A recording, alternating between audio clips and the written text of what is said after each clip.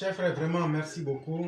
Merci pour toutes les choses intelligentes que tu as eu à dire, parce que c'est très important. Tu sais, le problème avec notre plateforme, c'est que ça montre une plateforme éducative où le niveau du langage doit aussi forcer ceux qui n'ont pas un bon niveau à s'améliorer. Mais en même temps, il faut faire passer un message et en même temps, il faut éduquer. Et donc, il y a plusieurs défis qui se retrouvent au sein même de nos émissions. Voyez-vous, à travers tout ce que vous avez dit, on peut crier partout, mais il y a des émissions ici où je montrais, où Soro Guillaume dit qu'il est content du coup d'état de 99, où Blé Boudé dit la même chose, où Laurent Gbagbo dit la même chose. J'ai déjà fait ces émissions-là ici, ça est sur nos pages. Mais envoyez-nous un seul discours d'Alassane Ouattara où il a encouragé les coups d'état. Je crois que les preuves sont là et ce que vous avez dit, ça se justifie. Tu as parlé aussi de géopolitique. Chef frère, je vais détailler ça un peu aujourd'hui pour que les gens comprennent de quoi il est question. Tous les grands mots français qu'on utilise là, n'ayez pas peur. Ici, là, on va tout casser, vous allez comprendre. Ici, là, c'est solde. On met tout à terre, on prend petit à petit. Chers frères, disons à tout le monde, quand on parle de géopolitique, là, c'est les rivalités de pouvoir et d'influence que certains États peuvent avoir entre eux sur d'autres territoires qu'ils veulent contrôler. Est-ce que ça c'est compris? Oui, c'est compris. Je vais prendre un exemple simple. Vous voyez la Russie, par exemple, non? Vous voyez les États-Unis, non? Oui. Bon, aujourd'hui, là, si on veut dire la vérité, là, le monde est divisé en deux groupes. L'Inde, la Chine, la Russie, les BRICS, eux sont d'un côté. Maintenant, tout le reste du monde, là, eux sont avec les Américains. Et donc, les États-Unis et la Russie vont utiliser la géopolitique. Il y a deux mots dedans. Il y a géographie, politique. L'aspect politique, quand tu colles les deux mots, ça donne géopolitique. L'aspect politique, qu'est-ce que chacune de ces deux nations-là, les États-Unis comme la Russie, se disent? Qu'est-ce que je peux faire pour prendre le territoire de l'autre? J'ai bien défini les territoires, n'est-ce pas? Oui. De la même manière que les Russes veulent occuper les territoires que les Américains ont, les autres pays que les Américains ont là. Les Américains, eux aussi, mettent des stratégies en place pour occuper aussi l'espace des Russes. Exemple, la guerre en Ukraine. Exemple, la guerre au Mali. Et donc, pourquoi il faut faire de la politique d'influence en essayant de conquérir? Parce que idéologiquement parlant, on sait que si tu as une idée ou même une idéologie ou même des valeurs culturelles que tu veux faire passer, plus tu fais passer ta valeur culturelle, plus on parle ta langue et plus les gens réfléchissent comme toi, c'est toi qui domines le monde. Toi qui es là par exemple, si on te dit de réfléchir, tu réfléchis d'abord en français avant de réfléchir dans ta langue maternelle.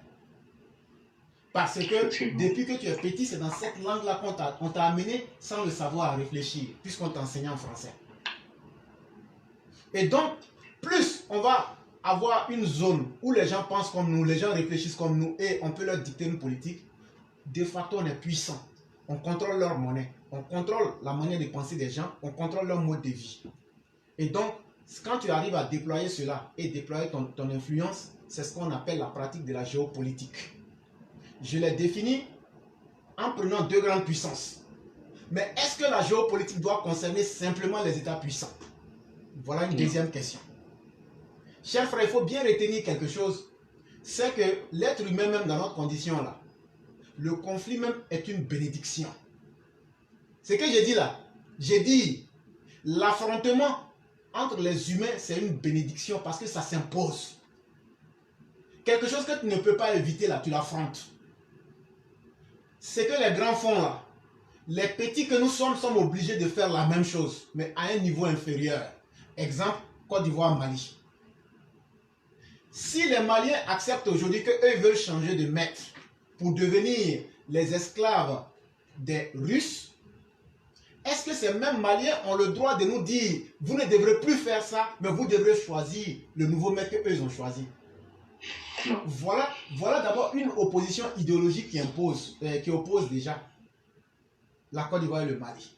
Parce que les Maliens pensent qu'en s'offrant à de nouveaux maîtres, cela va leur permettre d'avoir une nouvelle virginité. Nous, on leur dit, le problème ne se trouve pas que le maître soit russe, ou que le maître soit occidental, le problème réside dans la question que nous, on va se poser. Jusqu'à quand on va continuer à être les proies des autres? Est-ce que nous-mêmes n'avons pas une capacité de nous auto-réaliser? Et ça veut dire quoi? On retrouve cette explication-là dans un livre très bien connu, dans la phénoménologie de l'esprit de Hegel, où il parle de la dialectique de l'esclave. Ça veut dire quoi? Chers frères, prenons les choses et disons-les comme telles. Est-ce que nous, n'en sommes pas les esclaves des Occidentaux? Si. Est-ce qu'aujourd'hui, les Maliens ne sont pas esclaves des Russes? Si, ils sont là. Parce que quand tu prends quelqu'un sur qui tu comptes là, ça veut dire que ta vie dépend de lui. Prenons ça comme ça.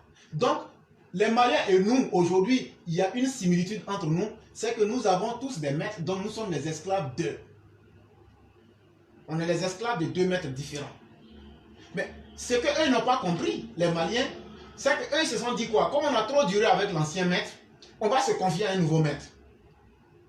Ça ne change pas leur condition d'esclaves. Et nous, qu'est-ce que nous disons? Nous disons, nous préférons rester avec le même maître, mais on va changer les paradigmes de domination pour nous réaliser, pour que le maître et nous devenons égaux. Et je m'explique. Que ce soit le Mali avec les Russes, que ce soit nous avec les Occidentaux, puisqu'on n'a pas l'influence nécessaire de s'opposer au maître. Je prends donc l'exemple d'un esclave et de son maître. Chers frères, si un esclave veut renverser le rapport de domination entre lui et son maître, la seule chose qui va lui permettre de faire cela, pour que son maître le voie en égal, c'est le travail. Est-ce que tu me comprends bien? Oui, oui. Pourquoi c'est le travail qui va transformer l'esclave en l'égal du maître? Pourquoi c'est le travail qui va faire que les Occidentaux vont se dire aujourd'hui on est obligé de respecter les Africains? Pourquoi c'est le travail qui va faire que les Russes vont dire aujourd'hui on est obligé de respecter les Africains? Je vous explique. Tu vois, quand tu es un esclave et que tu travailles pour le maître, matin tu te lèves, tu vas à la plantation, n'est-ce pas? Oui. Tu travailles. Le soir, quand tu reviens, tu as ces petits soins. Ok. Mais le jour que toi tu vas tomber malade là, est-ce que le maître, il aura quelqu'un à ses petits soins? Et le maître devient l'esclave de l'esclave. Justement. Et donc, à un moment, le maître sera obligé de tenir compte de ta survie. Parce que le travail que tu réalises est un moyen qui permet à lui, le maître, d'exister. Et donc, au nom de cette réalité-là, le maître n'a d'autre choix que de te voir en égal. C'est ce qu'on appelle en philosophie la dialectique du maître et de l'esclave. Et c'est ce que les Maliens n'ont pas compris. Nous, on dit, pour que l'Afrique se développe là, il faut avoir des gens intelligents comme Alassane Ouattara. Il faut avoir des gens intelligents comme Macky Sall. Il faut avoir des gens intelligents comme Oumarou Embalo. Il faut avoir autant de personnes intelligentes. Et notre première prison ne doit pas être de nous révolter comme Kunta Kinte et avoir les deux pieds et les deux yeux cassés. Parce qu'à la fin, tu n'as pas donné ton potentiel. Et donc c'est pourquoi souvent quand je dis qu'ils sont les promoteurs de la mort, là, tout ce qu'eux soutiennent, là, ils les poussent par là à la mort. C'est pourquoi je leur dis qu'ils sont les gardiens des tombeaux, là. Alors que nous sommes les gardiens de la vie. Parce que nous, on dit quoi? Alassane Ouattara, c'est vrai, on ne va pas se libérer un coup, ou on ne fera pas comme Kunta Kinte pour fuir la plantation. Mais petit à petit, le peu d'avantages qu'on arrive à accumuler là, est-ce qu'aujourd'hui les Occidentaux peuvent accepter une guerre en Côte d'Ivoire? Non. Un exemple, les pensions de retraite de beaucoup de firmes françaises se trouvent en Côte d'Ivoire aujourd'hui. Le pont Henri Konan Bédié que tu vois là, c'est l'argent des pensions des Français. Si on casse ce pont là, dans 5 ans, ils vont dire qu'on ne peut pas payer parce que le pont est gardé. Ça va bloquer les retraites en France. C'est un exemple que je prends. Aujourd'hui, les grandes firmes qui sont installées, les Orange et autres, Orange nous m'a dit quoi? Que c'est en Côte d'Ivoire qu'ils ont réalisé leur bénéfice mondial. Ça veut dire quoi? Effectivement. Ça veut dire quoi? Au-delà du gain financier, ça veut dire aujourd'hui, quand ils ont fait ces gains-là, où ça va? C'est pas en France. Si. Est-ce que la France peut s'asseoir tranquillement et dire, bon, comme c'est entre les nègres, c'est entre l'esclave des Occidentaux et des Russes, je m'assois pour regarder? Le maître a compris que sa survie dépend de l'esclave. Et c'est ce que nous sommes en train de chercher à aller. Et nous ne voulons pas donner à la mort ceux qui peuvent nous conduire à ce combat-là. Et pour bien comprendre cela, il y a un exemple qui est palpable. J'ai pris des pays forts et j'ai pris deux pays faibles, le Mali, la Côte d'Ivoire, les États-Unis, la Russie. Je vais prendre maintenant les individus. Chers frères, pour connaître la qualité de quelqu'un qui maîtrise la géopolitique, souvent, il n'est pas forcément nécessaire que la personne soit à la gestion du pouvoir. Exemple, Bédié, Laurent Gbagbo, Yahi Boni, voilà, Yahi Boni, je prends par exemple, deuxième exemple, Yahi Boni et le président Goodluck Jonathan. Prenez ces deux présidents.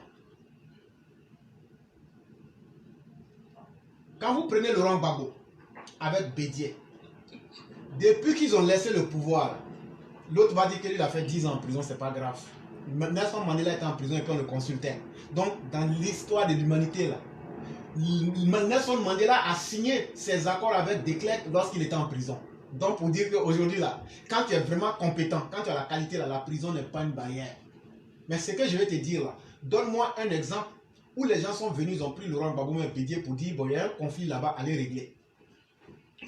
Ça n'a jamais existé. Mais est-ce que les Maliens même ne sont pas allés chercher Goodluck Jonathan pour qu'il soit leur médiateur entre eux et la CEDEAO? Si. Est-ce que les Guinéens n'ont pas pris Yahi Boni pour être leur médiateur avec la CEDEAO? Si. Donc ça veut dire quoi? Ça veut dire, géopolitiquement parlant, la qualité des individus qu'un pays produit, avec l'influence que ces personnes ont ou ont eu, peut permettre à ce pays de toujours exister sur la scène. C'est pourquoi au temps d'Houphouët, tu voyais, à cause de l'influence d'Houphouët, les Ivoiriens intervenaient dans tous les conflits. Mais aujourd'hui, là, regarde, depuis qu'Houphouët est mort, donne-moi le nom d'un autre Ivoirien qui est intervenu dans un conflit international. Donc, quand tu n'as pas d'hommes qui connaissent la géopolitique mondiale ou régionale, ça tue ta diplomatie à l'externe. Parce que tu ne brilles pas. Et tu ne peux pas aussi connaître les problèmes des autres.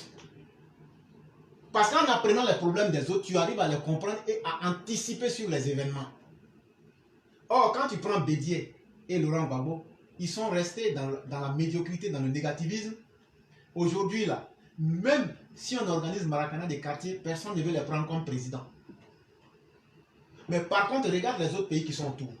Ils existent même dans la diplomatie internationale.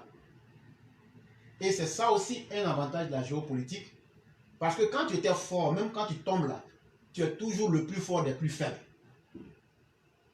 Et malheureusement, c'est ce que ces gens-là n'ont pas compris.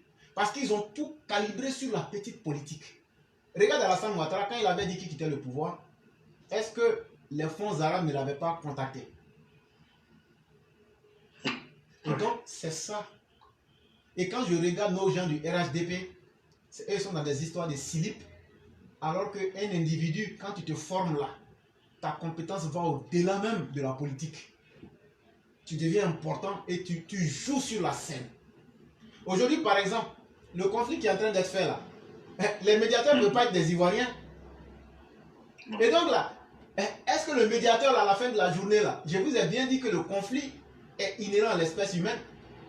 Les médiateurs là, à la fin de la journée là, est-ce qu'ils ne vont pas défendre aussi quelque part l'intérêt de leur pays quelque part? Il faut bien se poser cette question. Et donc, ce n'est pas gratuit. Ce n'est pas gratuit.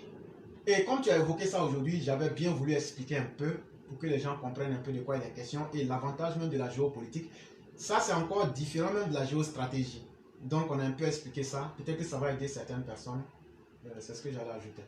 J'ai juste une petite définition de la géostratégie. Il est dit comme ça que la géostratégie conduit la stratégie donnée à partir des données géographiques. Donc, en gros, quand j'ai fait aujourd'hui un rapprochement avec l'observation du monde, j'ai peu compris que la géopolitique rime avec la géostratégie. Oui, la stratégie, c'est l'ensemble des moyens et des politiques que tu mets en place. C'est-à-dire que la géopolitique veut d'abord conquérir l'espace. Oui. Maintenant, l'ensemble des stratégies, est-ce que tu dois agir de la même manière avec un Iranien qu'un Arabe? Non. Les Iraniens sont des Perses, les Arabes sont des Arabes. Mais toi qui ne connais pas, tu vas penser qu'ils sont la même chose. Parce qu'ils portent tout boubou, ils partagent la même religion. Donc, par exemple, si je dois aller en Chine, par exemple, est-ce que la manière de saluer ou de faire, ou la manière de penser du chinois, comment je vais adapter ma pensée et pouvoir m'imposer à eux? C'est ça, c'est la stratégie. Donc c'est important, mais la stratégie déployée maintenant sur un espace. Ok. Chef, j'ai une dernière, c'est une citation peut-être de Napoléon, si je ne me trompe pas. Il y a Napoléon qui disait que celui qui connaît la géographie d'un pays connaît sa politique. Effectivement. Quel commentaire tu peux faire là-dessus? Non, mais c'est aussi simple que ça. Quand tu connais la géographie d'un pays, ça veut dire que tu maîtrises l'aspect militaire. Je te donne un exemple. Ok. Il y a une année, je ne sais plus exactement quand, mais j'étais encore quelque part en Côte d'Ivoire. C'était à Bouaké, voilà. Et c'était après le 4 novembre. Et Berthe sait de quoi je parle. Les militaires français ont pris la voie de Kachiola, mais ils sont venus sortir à Odjinekolani. C'est-à-dire, ils ont pris une voie à l'est, mais ils sont venus sortir à l'ouest.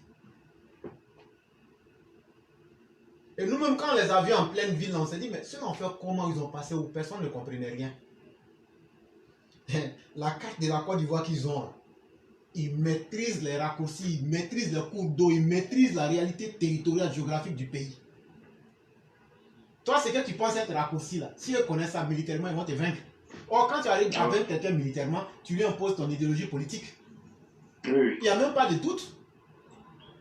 Et c'est pourquoi je disais, quand tu arrives à convaincre quelqu'un, tu n'as plus besoin de le vaincre.